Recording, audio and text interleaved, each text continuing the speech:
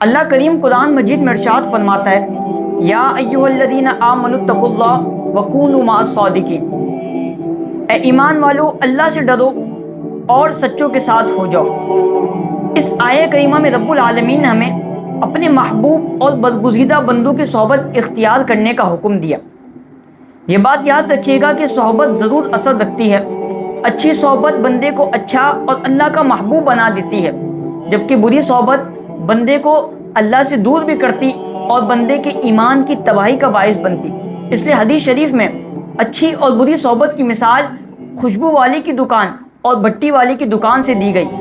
کہ جیسے بندہ خوشبو والی کی دکان کے پاس جائے تو کیا ہوگا کہ وہ خوشبو دے دے گا، یا بندہ خوشبو وہاں سے خرید لے گا، یا اس کو خوشبو محسوس ہوگی اور اس کے کپڑوں پہ بھی لگ جائے گی۔ جبکہ بھٹی والی کے پاس جائے گا تو سراسر نقصان ہے کہ اسے بھٹی والی کی دکان سے بدبو آئے گی یا اس کے کپڑے بھی جل سکتے ہیں۔ لہٰذا اچھی اور بری صحبت کی مثال بھی اسی طریقے سے ہے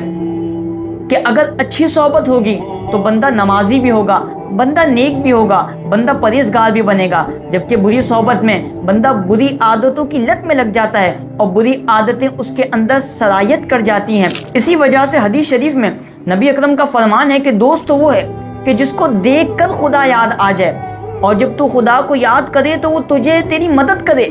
اور جب تو خدا سے غافل ہو تو وہ تجھے خدا کی یاد دلائے اور خدا کے قریب کرے۔ لیکن ہائے افسوس، ہم اپنی دوستی کا معیار دیکھ لیں کہ آج کل ہماری دوستی کا معیار کیا ہے۔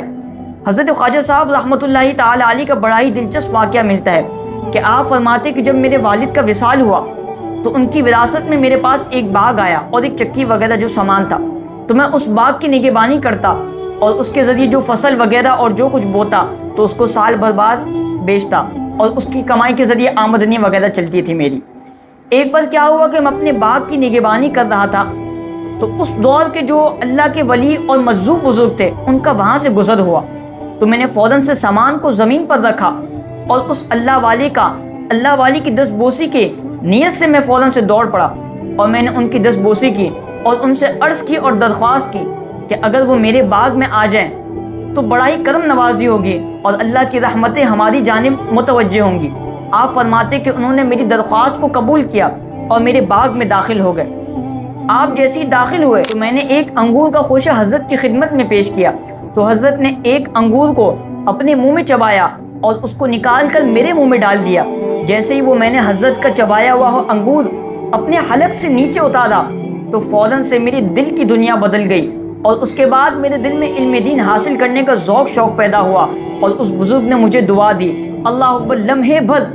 اللہ والی کی لمحے بھر کی نگاہ نے مجھے کہاں سے کہاں پہنچا دیا، اور آپ اندازہ لگائیں اس کے بعد حضرت خواجہ صاحب علم دین حاصل کرنے نکل گئے، اور آج 700-800 سال گزر چکے لیکن ان کا نام آج تک باقی ہے۔ اس لیے کسی نے کہا کہ یک زمانہ صحبت با اولیاء بہتر 100 سالہ عبادت بیریا، کہ اللہ کے محبوب اللہ کے پیارے بندوں کی صحبت میں لمحہ بھر رہنا یہ بندے کو 1000 اور 100 سال کی کامل عبادت سے افضل ہے۔ اس لیے کہ اللہ والا کسی پر ایک نگاہ مار دیتا ہے تو وہ کہاں سے کہاں پہنچ جاتا ہے۔ اس لیے حضور غوث پاک نے فرمایا کہ اہل اللہ اور اہل دل کی صحبت اختیار کر تاکہ تو بھی صاحب دل ہو جا، تاکہ تو بھی اللہ کا محبوب بندہ بن جا۔ کوشش کریں اپنی صحبتوں کو اچھا کریں، اچھوں کی صحبت اختیار کریں، انشاءاللہ اس کے بڑے اچھے اثرات مرتب ہوں گے۔ اچھوں سے دوستی کریں، اچھوں کے ساتھ بیٹھیں، اچھوں کے ساتھ رہیں، اچھی باتیں کریں، اپنے ساتھ جتنے لوگ ہوں ان کے ساتھ مثبت اور اچھی باتیں پھیلائیں۔ اللہ کریم ہم سب کو عمل کی توفیق سے مالا مال کرے۔